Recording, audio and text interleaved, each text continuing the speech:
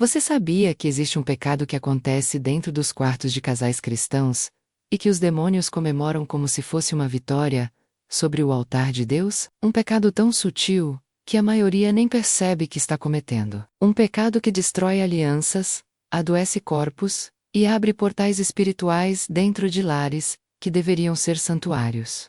Meu nome não importa mais. O que importa é que durante 17 anos, eu servi as trevas como feiticeira. Eu invocava entidades. Eu fazia pactos. Eu conhecia os segredos que o inferno usa para destruir famílias cristãs por dentro. E o que eu vou revelar hoje vai chocar você. Porque eu participei de rituais onde demônios específicos eram enviados para casamentos dentro da igreja. Não para destruir o casamento com adultério ou divórcio. Isso seria óbvio demais. Eles foram enviados para corromper a intimidade, para fazer com que casais piedosos, que oram juntos, que servem a Deus, pratiquem em segredo aquilo que envergonha o Espírito Santo. E o pior de tudo, eles acreditam que está tudo bem, porque estão casados. Se você sente um aperto no peito agora, fique até o fim. Porque o que aconteceu comigo no dia em que tentei lançar uma maldição sobre um casal de missionários mudou tudo, e pode mudar a sua vida também. Escreva agora nos comentários. Eu creio no poder da oração. Eu não nasci nas trevas. Eu fui levada para lá. Tinha apenas 14 anos, quando uma mulher na minha rua me ofereceu a solução para todos os meus problemas. Minha mãe estava doente. Meu pai tinha nos abandonado. Eu estava desesperada. E o desespero é a porta que o inimigo mais usa. Ela me levou para uma casa escura, onde velas vermelhas ardiam em círculo. Havia um cheiro forte de ervas queimadas e sangue de animais. Ali eu conheci minha mentora espiritual, uma mulher, que todos chamavam de Mãe das Sombras. Ela me disse que eu tinha um dom, que eu podia ver além do véu, que os espíritos me escolheram. E eu acreditei. Nos primeiros meses eu apenas observava. Depois comecei a participar dos rituais. Aprendi a desenhar símbolos de proteção. Aprendi a invocar entidades pelo nome. Aprendi a fazer oferendas para receber favores. E funcionava. Minha mãe melhorou. Dinheiro começou a entrar em casa. Eu tinha poder. Poder que eu nunca tinha sentido antes. Aos 20 anos eu já era conhecida em 3 estados. Pessoas vinham de longe para consultas espirituais. Eu jogava búzios. Eu via o futuro nas sombras. E eu fechava pactos. Pactos de sangue, pactos do alma. Pactos que amarravam destinos, mas havia um tipo de trabalho que pagava mais do que todos os outros. Trabalhos contra casamentos cristãos. Pastores, líderes de célula, missionários. Esses eram os alvos mais valiosos, porque quando você derruba um líder espiritual pela imoralidade secreta, você não destrói apenas uma pessoa, você contamina uma congregação inteira. Você planta dúvida, você apaga testemunhos. Você faz o nome de Deus ser blasfemado. E foi exatamente isso que eu fazia. Durante 17 anos, a primeira vez que eu vi o que realmente acontecia nos quartos de casais cristãos, foi durante um ritual de invocação, em uma noite de lua nova. Minha cliente era uma mulher furiosa. Seu marido tinha se convertido, e agora frequentava uma igreja evangélica. Ela queria que ele voltasse para ela, que abandonasse a fé, que o casamento entrasse em crise. Eu aceitei o trabalho. Preparei o altar com os objetos pessoais dele que ela trouxe, uma foto, um pedaço de roupa, e então invoquei a entidade que supervisionava destruições conjugais. O nome dele não vou pronunciar aqui. Mas quando ele se manifestou, a sala ficou gelada, as velas tremeram. E ele falou com uma voz que não era humana. Ele me disse algo que me deixou confusa. Ele disse que não precisava fazer nada. Que o trabalho já estava sendo feito por dentro, que aquele homem já estava abrindo portas sozinho. Eu não entendi. Perguntei o que ele queria dizer, e então ele me mostrou. Minha visão espiritual se abriu como nunca antes. Eu vi o quarto daquele casal. Eu vi a cama. Eu vi as sombras ao redor. Não eram sombras normais. Eram entidades, demônios de luxúria e perversão. Eles estavam ali porque haviam sido convidados, não com palavras, mas com ações. Eu vi o homem trazendo para dentro do casamento práticas que ele tinha aprendido antes de se converter, imagens que ele ainda consumia em segredo, fantasias que ele forçava a esposa a realizar. E cada vez que ela cedia com um coração pesado, Uma nova porta se abria. Eu vi a esposa chorando em silêncio depois que ele dormia. Eu vi o peso da vergonha sobre ela. Eu vi que ela orava, que ela pedia a Deus para mudar aquilo. Mas ela não tinha coragem de dizer não, porque ele usava a Bíblia contra ela. Ele dizia que ela era rebelde, que esposa submissa não nega, que o corpo dela pertencia a ele. E ela acreditava. A entidade riu. Uma risada rouca e sinistra, e disse: eles acham que o casamento santifica tudo. Eles acham que podem trazer o mundo para a cama, e Deus vai abençoar. Mas cada gemido forçado, cada lágrima enxugada em silêncio, cada momento em que ela ignora a voz do Espírito Santo para não desagradar o marido, é uma oferenda para nós. Eu fiquei paralisada. Aquilo não era apenas um casal. Eu comecei a ver outros, dezenas, centenas, casais que iam à igreja aos domingos, que levantavam as mãos no louvor, que serviam nos ministérios, mas que à noite abriam portais sem saber. Porque eles acreditavam na mentira. A mentira de que dentro do casamento, tudo é permitido. Escreva nos comentários: Senhor, abre meus olhos espirituais. 3 meses depois daquela noite, recebi o pedido mais perigoso da minha carreira. Uma mulher entrou no meu terreiro com uma bolsa cheia de dinheiro. Ela queria destruir um casal de missionários que estava prestes a viajar para a África. Ela disse que eles tinham convertido o filho dela, e agora ele queria largar tudo para seguir a Jesus. Ela queria que o casamento dos missionários implodisse, que eles fossem expostos em escândalo sexual, que a igreja inteira se dividisse, e ela pagaria qualquer preço. Eu aceitei, preparei o ritual mais poderoso que eu conhecia. Jejuei 3 dias para abrir minha sensibilidade espiritual. Desenhei um círculo de proteção com sal grosso e pólvora. Coloquei as fotos do casal no centro do altar. E invoquei não apenas um demônio, mas uma legião. A sala escureceu completamente. O ar ficou denso. Eu senti presenças ao meu redor. Muitas. Elas sussurravam, elas riam. E então, a voz principal falou. Ela veio de todos os lados ao mesmo tempo. Grossa, antiga, cheia de ódio. Nós já estamos naquela casa. Meu coração acelerou. Eu perguntei como. E o que eu vi a seguir me fez tremer. A visão se abriu novamente. Mas dessa vez foi diferente. Eu não estava apenas vendo. E eu estava lá. Dentro do quarto deles, ira, do madrugada. O casal estava dormindo. Mas eu vi algo que eles não viam. Havia entidades sentadas na beirada da cama. Uma delas segurava algemas espirituais, outra segurava correntes. E uma terceira segurava um livro negro, cheio de registros. A entidade abriu o livro na minha frente. E eu li. Cada página era um registro de momentos íntimos daquele casal. Momentos em que eles tinham permitido algo impuro, não adultério, não traição física, mas contaminação. Eu li sobre a noite em que ele a convenceu a assistir um filme impróprio juntos, para esquentar o clima. Eu li sobre o dia em que ela fingiu prazer em algo que a fazia sentir suja por dentro. Para não decepcioná-lo, eu li sobre as fantasias que ele alimentava em segredo, imaginando outras mulheres, revivendo memórias de antes do casamento, trazendo isso para a mente enquanto estava com a esposa. E cada vez que isso acontecia, uma marca era feita no livro.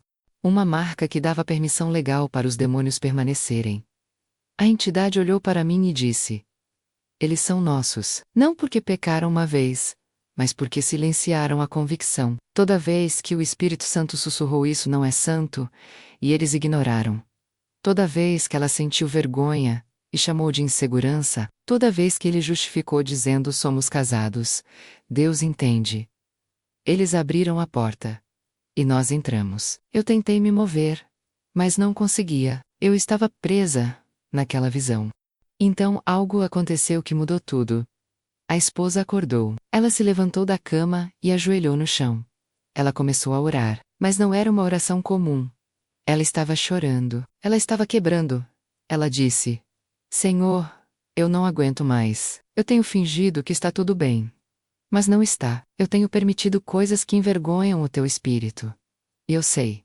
Eu sempre soube. Perdoa-me por silenciar a tua voz. Perdoa-me por ter mais medo de desagradar meu marido do que de te desagradar.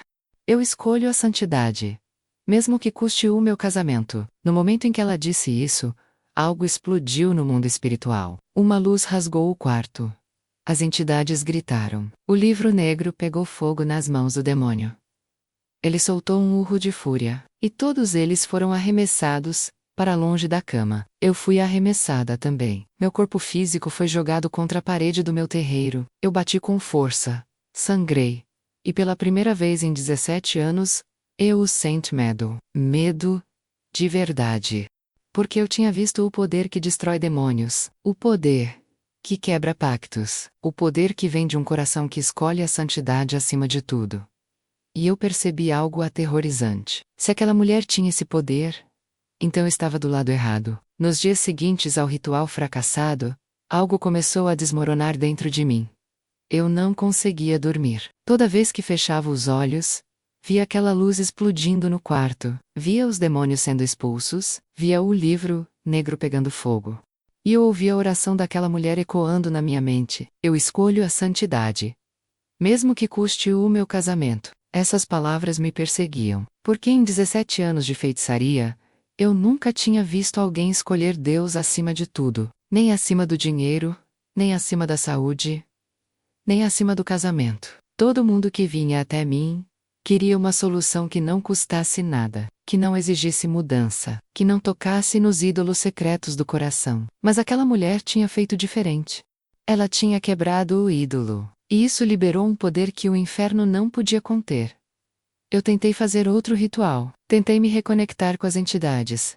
Mas algo tinha mudado. Elas não respondiam mais como antes. E quando respondiam, elas estavam furiosas comigo. Diziam que eu tinha falhado, que eu era fraca, que eu seria punida. Uma noite, acordei com uma pressão no peito tão forte que não conseguia respirar.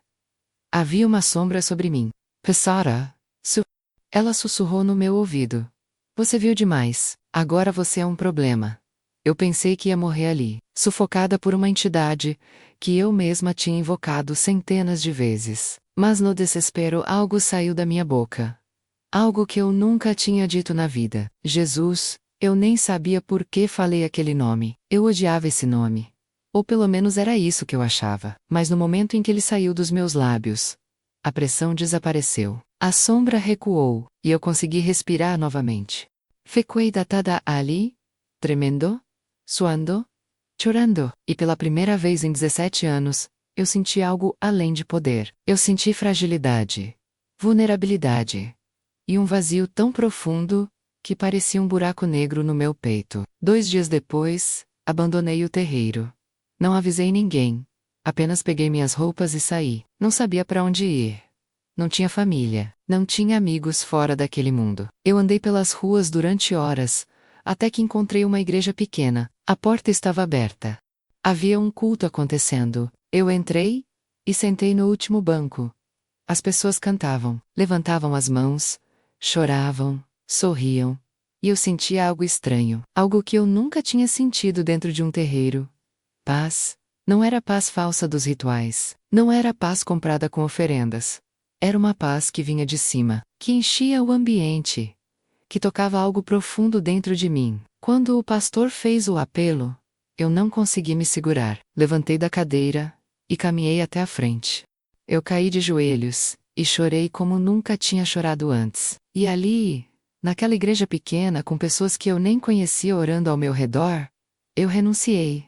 Renunciei todos os pactos, todos os votos, todas as entidades, todos os poderes, e eu pedi perdão.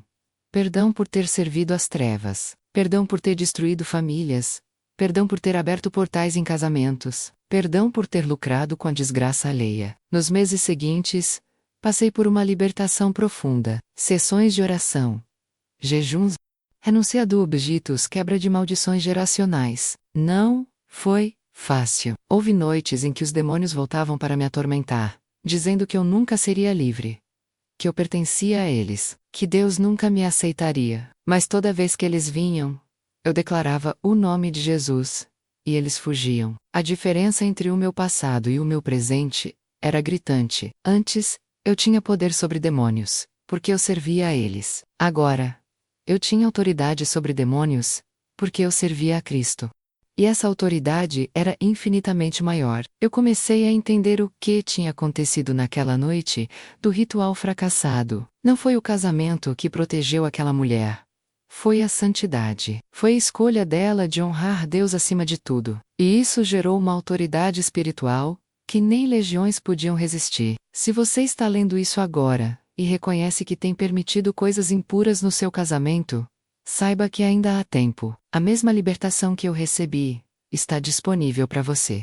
O mesmo poder que quebrou as minhas correntes pode quebrar as suas. Compartilhe este vídeo com alguém que precisa ouvir essa mensagem. Depois da minha conversão, passei anos estudando a palavra de Deus e descobri verdades que o inferno esconde dos cristãos. Verdades sobre santidade no casamento que podem salvar a sua aliança e fechar portas que você nem sabia que estavam abertas. A primeira verdade é esta: casamento não santifica pecado. Existe uma mentira sendo pregada sutilmente nas igrejas. A mentira de que dentro do casamento tudo é permitido, que o leito matrimonial não pode ser contaminado, mas isso é uma distorção perigosa da Escritura. Hebreus 13:4 diz que o leito matrimonial deve ser mantido sem mácula. Sem mácula significa sem contaminação. Significa que existem coisas que não devem entrar ali. Mesmo entre marido e mulher, quando eu estava nas trevas, os demônios me ensinaram exatamente quais portas abrir. Eles me disseram: faça o casal assistir pornografia juntos. Eles vão achar que está tudo bem porque estão casados. Convença a esposa de que fantasiar com outros homens durante a intimidade é normal. É só imaginação. Leve o marido a repetir práticas que ele aprendeu em relacionamentos passados. Ele vai achar que está apenas sendo experiente. Faça com que um force o outro a fazer coisas que trazem vergonha. E ensine que recusar é falta de submissão. Cada uma dessas estratégias abre uma porta legal. Legal no mundo espiritual. Porque quando você permite algo que envergonha o Espírito Santo, você remove a proteção divina daquele espaço. E os demônios entram, não de forma visível, mas de forma real. Eles se instalam e começam a trabalhar, trazendo frisa, trazendo vício, trazendo conflitos inexplicáveis, trazendo doenças no corpo, trazendo cansaço espiritual. A segunda verdade é: a convicção do Espírito Santo não é insegurança. Muitas mulheres me procuram depois dos cultos e dizem a mesma coisa. Eu sinto que algo está errado, mas meu marido diz que eu sou neurótica, que eu sou reprimida, que eu preciso me soltar. E eu digo: aí elas. Isso que você sente não é insegurança. É o Espírito Santo te alertando. Deus colocou dentro de você um sensor espiritual. Quando algo viola a santidade, esse sensor dispara. Você sente vergonha, desconforto, vontade de chorar, vontade de tomar banho mesmo depois de já ter tomado. Esses sinais não devem ser ignorados. Eles devem ser honrados. Porque Deus está tentando te proteger. A terceira verdade é: submissão bíblica nunca é degradação. Efésios 5 não dá aos maridos um cheque em branco. Paulo diz que o marido deve amar a esposa como Cristo amou a igreja. E como Cristo amou a igreja, ele se entregou por ela. Ele a santificou. Ele a purificou. Ele nunca a envergonhou. Ele nunca a humilhou. Ele nunca a forçou. Um marido que usa a Bíblia para manipular a esposa a fazer coisas que violam a consciência dela, não está exercendo liderança bíblica. Ele está exercendo abuso espiritual. E Deus vê. E Deus julga. A quarta verdade é: você pode reconstruir. Talvez você esteja ouvindo isso e pensando: já é tarde demais. Eu já abri tantas portas. Eu já permiti tantas coisas. Não é tarde. O sangue de Jesus purifica tudo. Mas a purificação exige 3 passos. Primeiro, reconhecimento. Você precisa chamar pecado de pecado. Não minimizar, não justificar. Não dizer que era só exploração ou liberdade. Se envergonhou o Espírito Santo, era pecado. Segundo, renúncia. Você precisa fechar as portas. Parar de consumir conteúdo impuro, parar de trazer práticas mundanas para dentro da aliança. E se o seu cônjuge resistir, você precisa ter coragem de dizer não. Mesmo que ele se irrite. Mesmo que ele te acuse. Mesmo que ele te pressione. Santidade vale mais do que aprovação humana. Terceiro, restauração. Procure ajuda. Fale com um líder espiritual maduro. Faça libertação se necessário. Jejue. Ore, consagre seu casamento novamente, e permita que Deus reconstrua a intimidade do jeito certo, do jeito santo, do jeito que reflete Cristo e a Igreja. Eu já vi centenas de casamentos restaurados assim. Casais que estavam à beira do divórcio, que não conseguiam mais se tocar sem sentir repulsa, que viviam em guerra constante. Quando eles fecharam as portas espirituais, quando eles escolheram a santidade, tudo mudou. A presença de Deus voltou, a paz voltou, o amor verdadeiro voltou, e os demônios fugiram. Escreva nos comentários agora. Eu não vou desistir da oração. Hoje, anos depois da minha libertação, eu viajo por todo o país compartilhando o que aprendi nas trevas e o que Deus me revelou na luz. E a mensagem é sempre a mesma. O inferno tem medo de casamentos santos, não de casamentos perfeitos. Não de casamentos sem problemas, mas de casamentos onde marido e mulher escolhem honrar a Deus acima dos próprios desejos, acima da pressão social, acima das mentiras que o mundo chama de liberdade.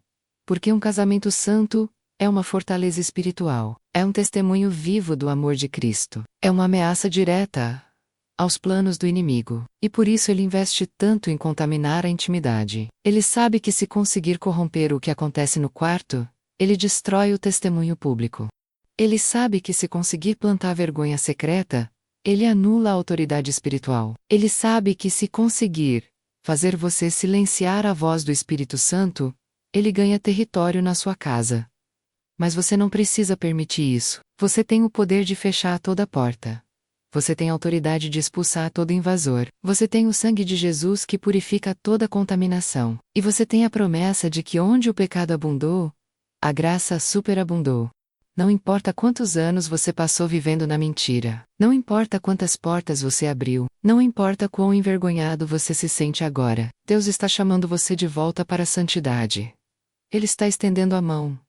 Ele está oferecendo recomeço. E tudo o que ele pede é que você escolha. Que você escolha a verdade ao invés da mentira. Que você escolha a santidade, ao invés do conforto. Que você escolha honrar a Ele, ao invés de agradar pessoas. Essa escolha vai custar algo. Pode custar o orgulho. Pode custar confrontos. Pode até custar relacionamentos. Mas eu te garanto uma coisa.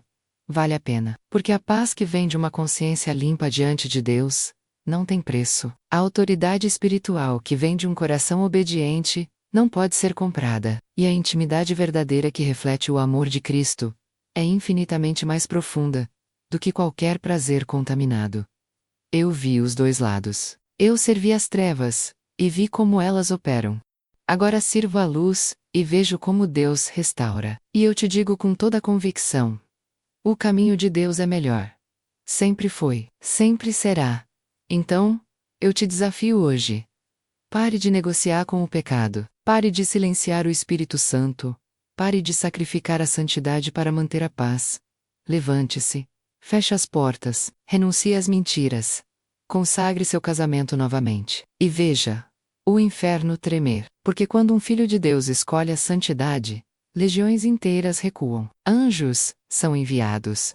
Bênçãos são liberadas. E o nome de Jesus é glorificado. Agora eu preciso que você faça 3 coisas. Primeiro, escreva nos comentários: o inferno treme quando eu oro.